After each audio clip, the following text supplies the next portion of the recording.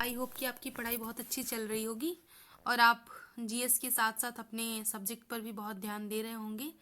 जैसा कि इस चैनल पर आपको लगातार जो है जीएस से संबंधित जो श्रृंखला प्रोवाइड की जा रही है उसमें आपको क्लासेस दी जा रही हैं, आपको पीवाईक्यू उपलब्ध करवाए जा रहे हैं जो बार बार एग्ज़ाम्स में पूछे गए हैं, उनके पैटर्न को एनालिसिस करके आपको दिया जा रहा है। तो इससे आपकी जो संघर्ष का रास्ता है थोड़ा आसान हो गया होगा मुझे लगता है। ठीक है। और इसी क्रम में जब हम लोग पीवाईक्यू देख रहे हैं तो पहले हम लोगों ने ज्योग्राफी का देखा, उसके बाद हिस्ट्री को भी कई पार्ट में देखा। अभी इकोनॉमिक्स देख रहे हैं तो इकोनॉमिक्स का एक पार्ट हमने इस पे वीडियो डाल दिया है, अब आप जाकर के ज़रूर विजिट कर लें। सेकेंड पार्ट जो है अब हमारा इकोनॉमिक्स का शुरू होने वाला है, जिसमें कृषि, उद्योग व व्यापार, धन, मुद्रा, बैंक एवं पूंजी तथा बाजार महत्वपूर्ण है। तो चलिए हम लोग देखते हैं इनसे संबंधित क्या क्या क्वेश्चन आए हुए हैं। कृषि, उद्योग व व्यापार, धन, मुद्रा, बैंक और पूंजी और बाजार। ठीक है। तो इससे क्वेश्चन आए हैं। पहला क्वेश्चन है, निम्नलिखित में कौन सा कथन मुद्रा संकुचन के अर्थ की सही व्याख्या करता है। मुद्रा संकुचन के अर्थ की सही व्याख्या करता है। तो मुद्रा का मूल्य बढ़ रहा है, ये मुद्रा के अर्थ की सही व्याख्या करता है। एक्सप्लेनेशन देखेंगे हम क्वेश्चन का, तो ये है कि मुद्रा संकुचन अथवा मुद्रा अपस्फीति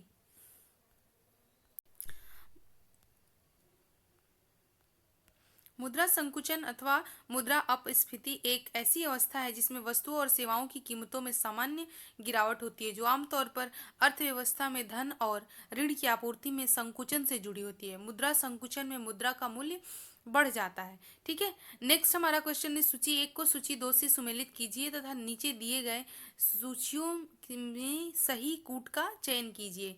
ठीक है। पहला है मत्स्य पालन। मत्स्य पालन जो है मछली से संबंधित है। फूलों की खेती, ये फूलों से संबंधित है। रेशमी कीड़ों का पालन जो है रेशम से संबंधित है। और अंगूर जो है अंगूर की खेती से संबंधित है। तो ये बहुत आसान क्वेश्चन है, इसको हम देख लेते हैं। ए का चार ऑप्शन में दो जगह है, तो ये दो पहले ही एलिमिनेट हो गए। और ए का चार, बी का तीन दोनों में है, तो अभी चल रहा है। फिर सी का एक इसमें है, तो हमारा ऑप्शन जाएगा डी। ठीक है। आंसर हमारा ऑप्शन का डी। नेक्स्ट है, इनसे संबंधित क्या क्या एक्सप्लेनेशन हो सकते हैं जो आ सकते हैं। ये साइंस के सेक्शन में मैंने जाकर के पढ़ाया था, आप जाकर के उस वीडियो को देखिए कि ये बार बार जो क्वेश्चन हमारे एग्जाम्स में पीवाईक्यू में जीडीसी में विशेष रूप से आए हुए हैं, तो उनको मैंने साइंस के सेक्शन के अंतर्गत डाला हुआ है कि किसमें कौन सी खेती की जाती है, क्या किससे कौन से उत्पादन से क्या संबंधित है और उसकी स्टडी किसके अंतर्गत की जाती है। तो एक बार चलिए यहाँ पर आ गया है तो एक्सप्लेनेशन में देख ही लेते हैं। एक्वा कल्चर जो होता है, एक्वा कल्चर होता है मछली से संबंधित। फ्लोरी कल्चर होता है फूल से संबंधित। सेरी कल्चर होता है रेशम से संबंधित। विटी कल्चर होता है अंगूर से संबंधित। ठीक है। नेक्स्ट हमारा क्वेश्चन है, भारतीय कृषि क्षेत्र में मुख्यतः किस प्रकार की बेरोजगारी पाई जाती है। तो प्रचंड बेरोजगारी जो है, आपको ऑप्शन में पता होगा कि प्रचंड बेरोजगारी भारतीय कृषि में मुख्य रूप से पाई जाती है। तो बेरोजगारी के प्रकार हमने ऑप्शन में दिया हुआ है, जो सिलेबस प्रोवाइड किया है जीडीसी से संबंधित एक्सप्लेन सिलेबस टॉपिक वाइज, उसमें आप जा करके देखिएगा कि इकोनॉमिक्स के सेक्शन में मैंने क्या क्या डाला हुआ है मोस्ट इम्पॉर्टेंट। ठीक है। तो उससे संबंधित जो क्वेश्चन आए हुए हैं उसको आपको देखना होगा। चलिए एक्सप्लेनेशन देख लेते हैं कि ये क्या है, प्रचंड बेरोजगारी क्या है। भारत में सर्वाधिक संरचनात्मक बेरोजगारी पाई जाती है, किंतु कृषि के क्षेत्र में प्रचंड बेरोजगारी पाई जाती है। बेरोजगारी के मुख्यतः निम्नलिखित प्रकार हैं, एक्सप्लेन कर देती हूँ, यहीं पर देख लें, बाद में अगर नहीं भी पढ़ेंगे तो बस कॉन्सेप्ट से क्वेश्चन आएगा और आप कर ले जाएंगे। ठीक है। तो ध्यान से देखिए, खुली बेरोजगारी जो होती है वह स्थिति जिसमें श्रमिक काम करने के लिए उत्सुक है, पर उसमें अपने काम से संबंधित योग्यता एवं दक्षता भी है, तथापि उसे काम नहीं मिलता है या काम प्राप्त नहीं होता है। ठीक है। ये खुली बेरोजगारी है कि हमारे पास एलिजिबिलिटी है, हम काम करना भी चाहते हैं पर काम नहीं मिल रहा है, ये खुली बेरोजगारी है। नेक्स्ट है संरचनात्मक बेरोजगारी। संरचनात्मक बेरोजगारी वह बेरोजगारी है जो अर्थव्यवस्था में होने वाले संरचनात्मक बदलाव के कारण होती है। वस्तुतः यह अनैच्छिक बेरोजगारी का प्रकार है जो औद्योगिक क्षेत्रों में देखने को मिलती है। आप लोग को बार बार ये अभी न्यूज़ में चल रहा है, और न्यूज़ में क्या ये बहुत बड़ा मुद्दा भी बना हुआ है कि क्या एआई से ह्यूमन जो होगा वो उसको हटा दिया जाएगा, एआई से रिप्लेस कर दिया जाएगा ह्यूमन को। या आप देख रहे होंगे कि मशीन लगा दी जाती है कंपनियों में, तो बहुत सारे मजदूर बेरोजगार बेकार हो जाते हैं। तो ये जो है एक विशेष संरचना के अंतर्गत जो बदलाव होते हैं उसमें उसके कारण जो बेरोजगारी आती है उसको संरचनात्मक बेरोजगारी होती है। मुझे लगता है कि मैं बहुत ही सरल शब्दों में सरल भाषा में आप लोगों को समझा पा रही हूँ। तो नेक्स्ट हमारा है प्रच्छन्न बेरोजगारी। इसे छिपी हुई बेरोजगारी भी कहते हैं। इसमें श्रमिक बाहर से तो काम करते हुए प्रतीत लगते हैं, किंतु वास्तव में उन श्रमिकों को उस कार्य में आवश्यकता नहीं होती है। कृषि के क्षेत्र में इस प्रकार की बेरोजगारी देखने को मिलती है। आपको पता होगा कि खेती में अक्सर देखते हैं कि किसान पूरे साल के साल खेती में लगे रहते हैं, काम है तो भी, नहीं है तो भी खेत में घूमते रहेंगे, खेत में कुछ भी ऐसे बैठे रहेंगे, खेत में कुछ जो छोटी मोटी घासें हैं उसको निकालते रहेंगे, जबकि उनकी आवश्यकता ही नहीं है। तो इस तरह से पौधे तैयार हो गए और उसमें घास छिल रहे हैं, इसका कोई मतलब नहीं होता, और इस तरह से बहुत सारी रूप उसमें देखने को मिलता है। तो ये जो है बेरोजगारी जो है, एक तरह से लगता नहीं है कि एक किसान बेरोजगार है, लेकिन एक तरह से बेरोजगारी होती है क्योंकि उसके पास और कोई काम ही नहीं है तो करेगा वहीं। तो ये जो प्रच्छन्न बेरोजगारी है वो खुले रूप से सामने नहीं आती है, एक कहे तो पर्दे में दिखती है। ठीक है, नेक्स्ट हमारी बेरोजगारी है चक्रीय बेरोजगारी। ऐसी बेरोजगारी जो समग्र मांग में कमी तथा निष्क्रिय उत्पादन क्षमता के कारण हो और मांग में वृद्धि के साथ समाप्त हो जाए, उसे चक्रीय बेरोजगारी कहते हैं। विकसित देश में सर्वाधिक चक्रीय बेरोजगारी पाई जाती है। आपको पता होगा कि एक हमारा जो पूरा इकोनॉमिक सिस्टम है वो एक तरह से एक्सपोर्ट और इंपोर्ट पे डिपेंड होता है। कभी कभी होता है कि मुद्रा का अवमूल्यन हो जाता है, कभी कभी होता है वस्तुओं का अवमूल्यन हो जाता है और मार्केट रेट गिर जाता है। आपको पता होगा, जब आपको मतलब आप जानते होंगे कि कभी कभी किसी चीज़ का रेट बहुत हाई चला जाता है और कभी कभी किसी चीज़ का रेट, उसी चीज़ का रेट बहुत तेज कम कम हो जाता है। तो ऐसा क्यों हो जाता है? क्योंकि डिमांड एंड सप्लाई पे पूरा मार्केट चलता है। जब डिमांड बढ़ेगा तो सप्लाई भी बढ़ेगी, और सप्लाई बढ़ेगी तो जो है उसका एक आपूर्ति रहेगी। ठीक है, और जैसे ही डिमांड बढ़ा और सप्लाई कम हो गई, डिमांड बढ़ा और सप्लाई कम हो गई, तो इससे जो वस्तुओं के दाम है वो बढ़ जाएंगे। लेकिन जैसे ही सप्लाई घटी, डिमांड घटा और सप्लाई बढ़ी, तो वो जो होगा मार्केट में वस्तुओं के दाम जो है गिरा देगा। और ये जो है तब कंपनियां उत्पादन भी नहीं करेंगी, उत्पादन भी रोक देंगी। क्यों करेंगी? जब घाटा लग रहा है तो मांग है ही नहीं और सप्लाई पे सप्लाई किए जा रहे हैं। तो ये जो होती है एक तरह से चक्रीय बेरोजगारी होती है, ये चक्र के रूप में होती है, और इसमें अगर एक बार कोई फंस जाता है मार्केट में तो इससे निकलना बहुत मुश्किल हो जाता है। तो ये चक्रीय बेरोजगारी है। आई होप कि आप समझ गए होंगे बेरोजगारी के 4 प्रकार हैं। कौन कौन? खुली बेरोजगारी, संरचनात्मक बेरोजगारी, प्रच्छन्न बेरोजगारी और चक्रीय बेरोजगारी। नेक्स्ट हमारा क्वेश्चन आया है, निम्नलिखित में से कौन सा बैंक पूर्व में इंपीरियल बैंक ऑफ इंडिया के रूप में जाना जाता था? ये बहुत बेसिक क्वेश्चन है और आपको पता भी होना चाहिए। तो इसके बारे में जो हमारा आंसर होगा वो भारतीय स्टेट बैंक है। ये हायर में पूछा गया क्वेश्चन है। हमारा आंसर होगा 1 जुलाई, एक्सप्लेनेशन होगा 1 जुलाई 1955 को इंपीरियल बैंक को पुनर्गठित कर state bank of India RBI SBI कर दिया गया। ठीक है, ध्यान रहे 1 जुलाई 1955 इंपीरियल बैंक को पुनर्गठित कर स्टेट बैंक ऑफ इंडिया में बदल दिया गया। सर्वप्रथम 1806 में कोलकाता में बैंक ऑफ कोलकाता के नाम से इसकी शुरुआत की गई। 1921 में बैंक ऑफ बॉम्बे और बैंक ऑफ मद्रास का बैंक ऑफ बंगाल में विलय हो गया। इस विलय के फलस्वरूप इसे इंपीरियल बैंक ऑफ इंडिया के नाम से जाना जाता है। नेक्स्ट हमारा क्वेश्चन है, भारत कब अंतर्राष्ट्रीय मुद्रा कोष का सदस्य बना? अंतर्राष्ट्रीय मुद्रा कोष, मैंने बोला था कि जो महत्वपूर्ण संस्थान है उनसे संबंधित, और सिलेबस में भी दिया हुआ है तो उनसे संबंधित चीज़ों को थोड़ा सा डिटेल में पढ़ना होगा। उनके अध्यक्ष कौन है, उनके मुख्यालय कहाँ है, उनका ये सब देखना है। ठीक है, चलिए हम देखते हैं कि इसका आंसर हमारा क्या होगा। तो ये 1945 में भारत आईएमएफ अंतर्राष्ट्रीय मुद्रा कोष का जो है सदस्य बना 1945 में। एक्सप्लेनेशन है, अंतर्राष्ट्रीय मुद्रा कोष आईएमएफ 190 वहाँ सदस्य अंडोरा बना है, इसीलिए ये करंट में भी था उस समय। सदस्य देशों वाला एक संगठन है। अंतर्राष्ट्रीय मुद्रा कोष की अभिकल्पना जुलाई 1944 के संयुक्त राज्य के न्यू हैम्पशायर से संयुक्त राष्ट्र संघ के ब्रिटेन वुड्स सम्मेलन में की गई थी। ठीक है, नेक्स्ट है, भारत आईएमएफ का सदस्य 27 दिसंबर 1945 को बना था। 1944 में गठित हुआ था और भारत जो है 1945 में बन गया था। दिसंबर 2021 में अंतर्राष्ट्रीय मुद्रा कोष के मुख्य अर्थशास्त्री गीता गोपीनाथन को इनका उप प्रबंध निदेशक भी नियुक्त किया गया था, इसीलिए ये न्यूज में था। मैंने कहा था आपसे कि इकोनॉमिक्स में जो क्वेश्चन आएंगे वो करंट अफेयर से चल रहे क्वेश्चन को ही जोड़ करके मतलब कि आएगा। बहुत डीप से कॉन्सेप्चुअल क्वेश्चन नहीं आते हैं। इसलिए जब मैं करंट अफेयर पढ़ाऊंगी तो उसके साथ इकोनॉमिक्स को भी लेकर चलूंगी। हालांकि इकोनॉमिक्स की एक दो क्लास जो है, वीडियो जो है हमारे चैनल पर जरूर आएगी इससे संबंधित। ठीक है, तो मैं आशा करती हूँ कि आप जुड़े रहेंगे और विश्वास बनाए रखेंगे। नेक्स्ट है, अंतर्राष्ट्रीय मुद्रा कोष के क्या क्या उद्देश्य हैं? वैश्विक मौद्रिक सहयोग को बढ़ावा देना, वित्तीय स्थिरता सुनिश्चित करना, अंतर्राष्ट्रीय व्यापार और सतत आर्थिक विकास को प्रोत्साहन देना, दुनिया भर में गरीबी को कम करना। नेक्स्ट हमारा क्वेश्चन है, 1944 में अग्रणी व्यापारी और उद्योगपति JRD टाटा, GD बिरला तथा अन्य ने भारत के आर्थिक विकास हेतु एक योजना प्रस्तावित की थी। उस योजना को कहा जाता है, बॉम्बे प्लान। बहुत बहुत बेसिक क्वेश्चन है और सब लोग जानते होंगे। ठीक है, चूंकि ये भारत के लिए बहुत भी मतलब भारत की आज़ादी के आसपास जो है भारत की आर्थिक स्थिति बहुत खराब थी, ये सब जानते होंगे। तो उस समय ये बड़े बड़े जो उद्योगपति भारत में एकाध थे वो आगे आए थे, इसलिए ये बहुत बेसिक सा मतलब कहेंगे क्वेश्चन था और सब लोगों को पता होगा कि बॉम्बे प्लान क्या है, भाखड़ा नांगल परियोजना क्या है। ये सब भारत की बहुत शुरुआती दौर की योजनाएं हैं। तो इनको आप मतलब मुझे लगता है कि सब लोग पढ़े होंगे। चलिए एक्सप्लेनेशन देख लेते हैं। 1944-1945 में प्रकाशित द बॉम्बे प्लान द्वितीय विश्व युद्ध के दौरान देश में 8 बड़े उद्योगपतियों द्वारा प्रस्तावित आर्थिक विकास हेतु एक योजना थी।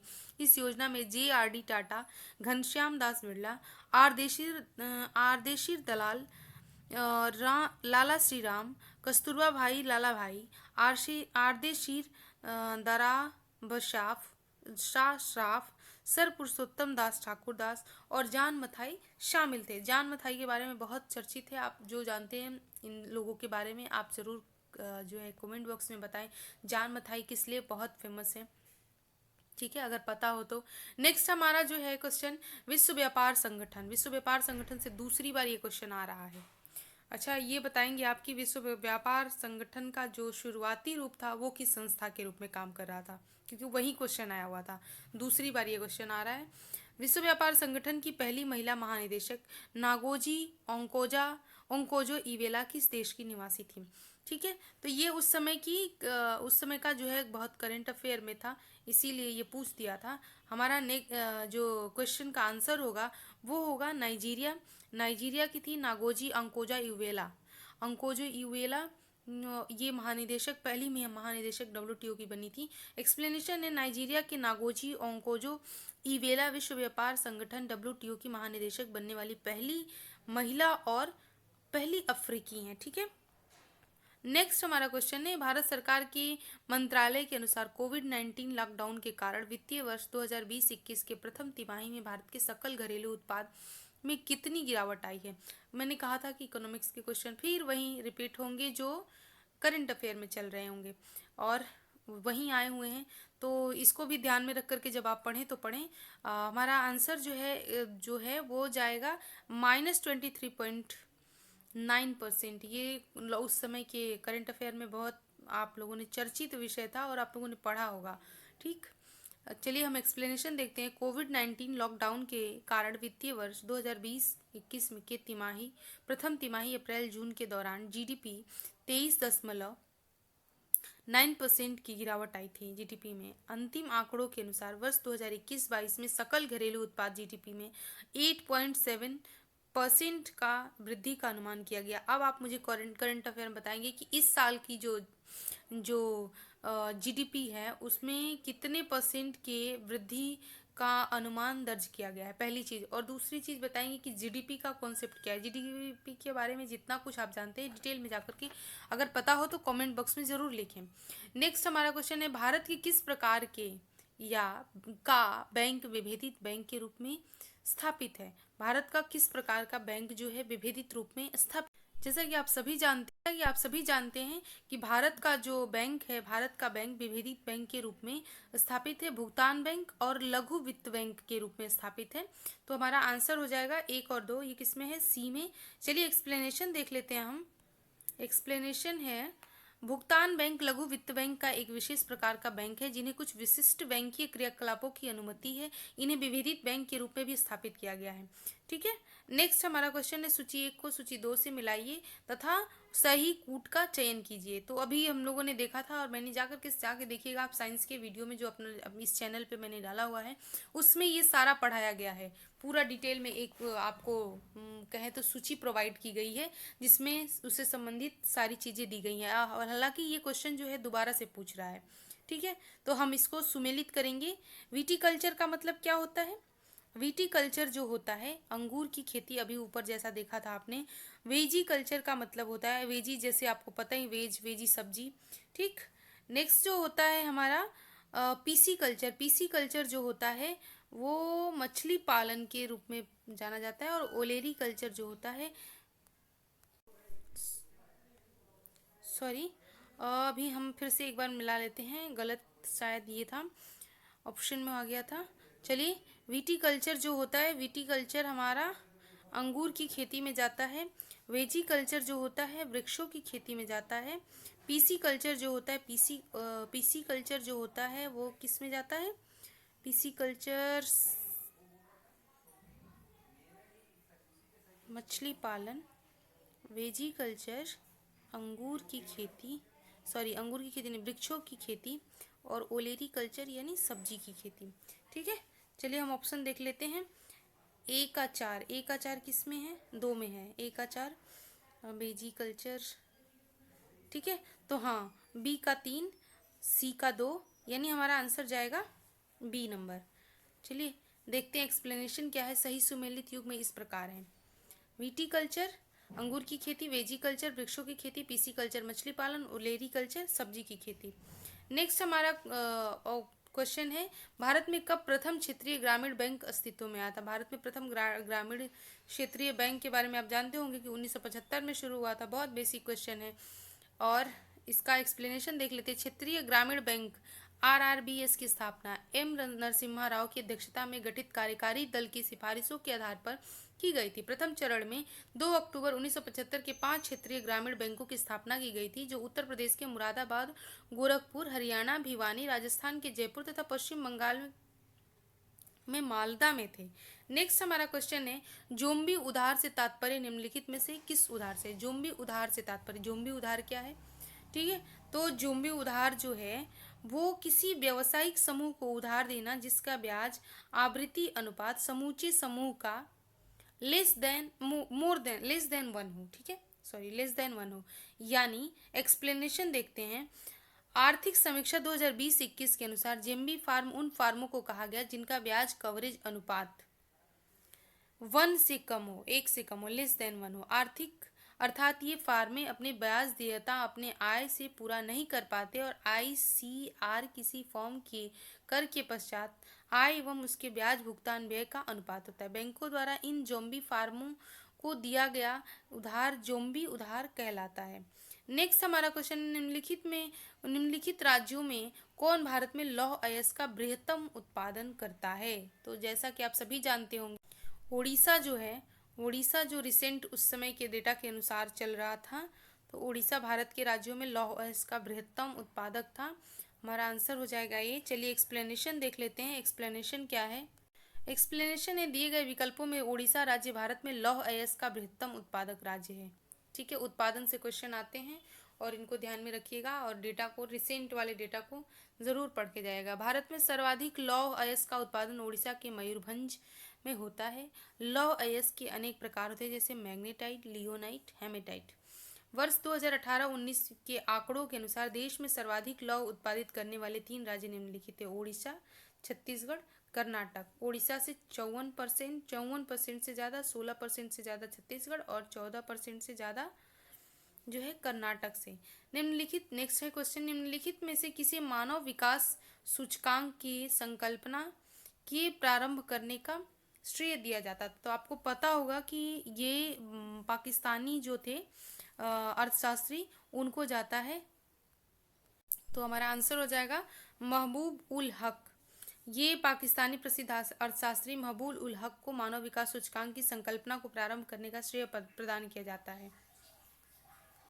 हमारा नेक्स्ट है एक्सप्लेनेशन में, मानव विकास सूचकांक संकल्पना को प्रारंभ करने का श्रेय प्राप्त है। मानव विकास सूचकांक का मूल्य 0 से 1 के बीच होता है, जिसे देश का सूचकांक माना जाता है जिस देश का सूचकांक का मान जितना अधिक होगा वह देश मानव विकास सूचकांक की श्रेणी में उतना ही अधिक ऊपर होगा। नेक्स्ट हमारा क्वेश्चन है, सीबीडीटी किस प्रकार के करों के साथ जुड़ा है? सीबीडीटी किस प्रकार के करों का के साथ जुड़ा है? तो ये क्वेश्चन जो है दूसरी बार आया हुआ है, रिपीटेड क्वेश्चन है, और ये है आयकर के साथ। ठीक, पिछले वीडियो में आप जा करके देखिएगा, सेम क्वेश्चन आया हुआ है सीबीडीटी। ठीक, तो हमारा एक्सप्लेनेशन है, देखते हैं। केंद्रीय प्रत्यक्ष बोर्ड सीबीडीटी एक संवैधानिक निकाय है। ठीक है, अब हो सकता है कि पूछे सीबीडीटी कौन सा निकाय है, संवैधानिक है नहीं है। ठीक है, तो ये सांविधिक निकाय है जो केंद्रीय राजस्व बोर्ड अधिनियम 1963 के तहत कार्यरत है। भारत में प्रत्यक्ष कर से संबंधित मामले जैसे कर संग्रह इसे सौंप दिए गए हैं। यह भारत सरकार के वित्त मंत्रालय में राजस्व विभाग का हिस्सा है। चूंकि आय कर एक प्रत्यक्ष कर है, अतः इस प्रश्न का विकल्प सही उत्तर होगा। नेक्स्ट हमारा क्वेश्चन है, भारत में प्रथम कृषि विश्वविद्यालय कहाँ पर स्थापित हुआ? प्रथम कृषि विश्वविद्यालय जो है पंतनगर में स्थापित हुआ था। एक्सप्लेनेशन देखते हैं। गोविंद वल्लभ पंत कृषि एवं प्रौद्योगिकी विश्वविद्यालय भारत का प्रथम कृषि विश्वविद्यालय है। यह उत्तराखंड के पंतनगर नगर नामक कस्बे में स्थापित है। इसकी स्थापना वर्ष 1960 में की गई थी। यह विश्वविद्यालय भारत में हरित क्रांति का अग्रदूत माना जाता है। अब मुझे आप कमेंट बॉक्स में बताइएगा कि हरित क्रांति के जनक कौन माने जाते हैं भारत में। नेक्स्ट हमारा क्वेश्चन है, रेनबो क्रांति संबंधित है, किससे संबंधित है? तो रेनबो क्रांति जो है कृषि एवं संबंधित क्षेत्रों के समग्र विकास से है। हमारा एक्सप्लेनेशन है, रेनबो क्रांति कृषि एवं संबंधित क्षेत्रों के समग्र विकास से संबंधित है। इसके अंतर्गत कृषि, बागवानी, वानिकी, गन्ना, मत्स्य पालन, मुर्गी पालन और पशुपालन के क्षेत्रों में विकास पर बल दिया जाता है। नेक्स्ट हमारा क्वेश्चन है, भारत में सर्वोच्च न्यायालय में से निम्नलिखित में से कौन सा कार्य, हालांकि ये क्वेश्चन जो है वो पॉलिटी का है, इसको स्किप करना चाहिए हमें।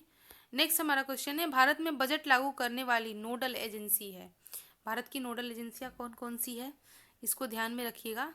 ये बहुत इजी है, बहुत आसानी से मिल जाता है, हर करंट अफेयर में रहता है। ठीक है, करंट अफेयर के साथ मैं भी पढ़ाऊँगी, तो जुड़े रहिएगा।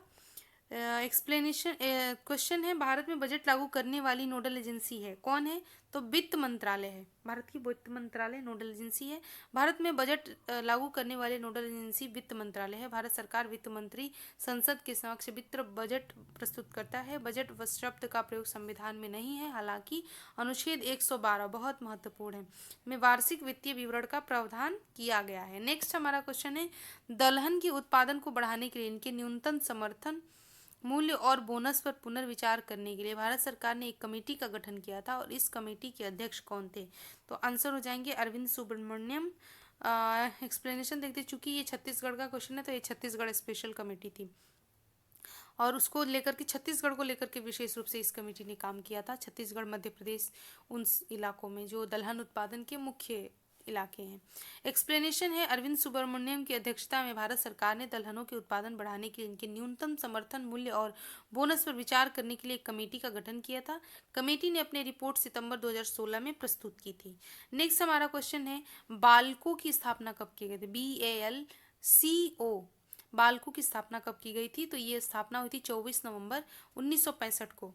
एक्सप्लेनेशन है, भारतीय एल्यूमिनियम कंपनी लिमिटेड बाल्को को बाहर से पहले सार्वजनिक क्षेत्र में उपकरण PCU के रूप में वर्ष 1965 में निगमित किया गया था। 2001 में इन्हें लंदन स्टॉक एक्सचेंज सूचीबद्ध कंपनी वेदांत लिमिटेड के सहायक कंपनी ने इसके 51% अंशधारिता पर अधिग्रहण कर लिया था। नेक्स्ट हमारा क्वेश्चन है, एशिया की सबसे बड़ी इमली मंडी कहाँ है? एशिया की सबसे बड़ी इमली मंडी, हमारा आंसर हो जाएगा एशिया का सबसे बड़ा इमली मंडी छत्तीसगढ़ के जगदलपुर में स्थित है। यह बस्तर जिले का एक शहर है। नेक्स्ट हमारा क्वेश्चन है, यूनाइटेड किंगडम में 50 पाउंड के नोट पर किस भारतीय वैज्ञानिक की तस्वीर छापने की सिफारिश की गई है? तो हमारा आंसर हो जाएगा जगदीश चंद्र बोस का। जगदीश चंद्र बोस, हालांकि जगदीश चंद्र बसु होना चाहिए, जगदीश चंद्र बोस तो वैज्ञानिक नहीं थे, जगदीश चंद्र बसु थे। ठीक है, तो यहाँ पे प्रिंट जो है मिस्टेक हुआ है, ये बसु हैं, बसु दूसरे थे और जगदीश चंद्र बोस दूसरे थे। ठीक है, हमारा आंसर हो जाएगा एक्सप्लेनेशन। यूनाइटेड किंगडम में 50 पाउंड के नोट पर भारतीय वैज्ञानिक जगदीश चंद्र बसु बसु को तस्वीर छापने की सिफारिश की गई थी। बसु एक महत्वपूर्ण जीव वैज्ञानिक एवं भौतिक वैज्ञानिक थे। उन्होंने 1917 में बोस इंस्टीट्यूट की स्थापना की थी। ठीक है, ये जो है जगदीश चंद्र बसु ने सबसे पहले पौधों में संवेदनशीलता की खोज करने के लिए जाने जाते हैं। उन्होंने बोला था कि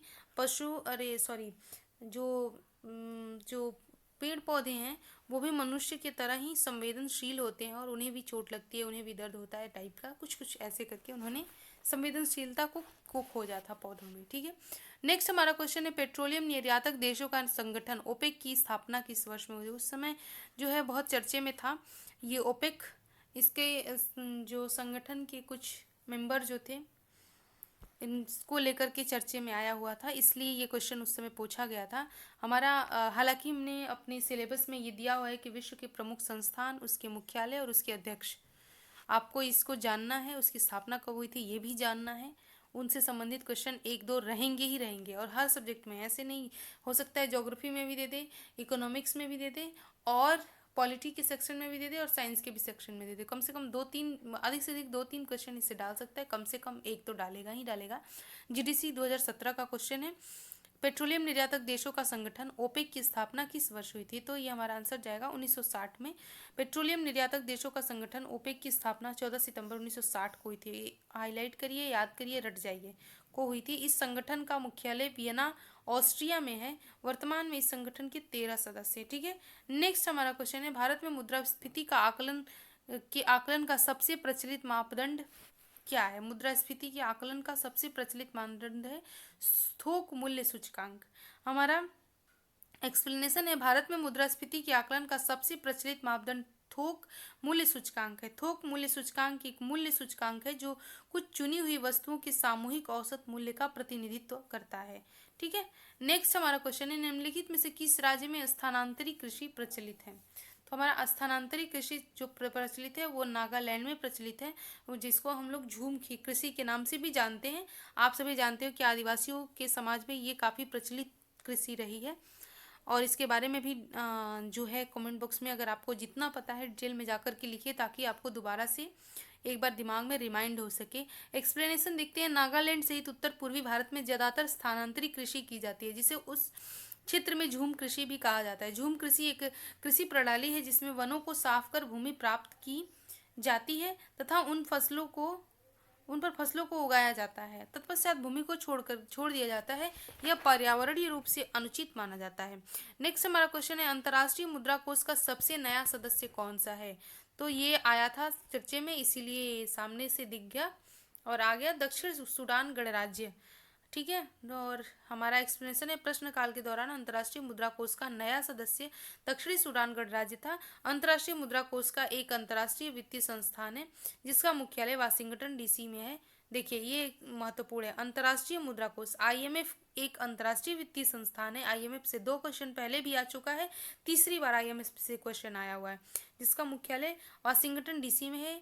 यह मुख्य रूप से वित्तीय स्थिरता को लेकर बढ़ावा देने के लिए सदस्य देशों को ऋण प्रदान करने के लिए वर्तमान में आईएमएफ 2020 को अंडोरा आईएमएफ का 90वां सदस्य बना है। ठीक है, तो ये जो है ये कुछ महत्वपूर्ण संस्थान है जिनके बारे में बार बार आता रहता है, तो इनको आप ध्यान में रखेंगे। और ये हमारा यहाँ से शुरू हो गया उस समय का करंट अफेयर जो हमारे काम का नहीं है। अगर होगा तो मैं एक आध क्वेश्चन होगा तो मैं उसको ज़रूर लेके आऊँगी एक वीडियो में। ठीक है, इतने क्वेश्चन के लिए अभी आप जुड़े रहें, देखते रहें और नेक्स्ट वीडियो में फिर मिलते हैं जल्दी। धन्यवाद।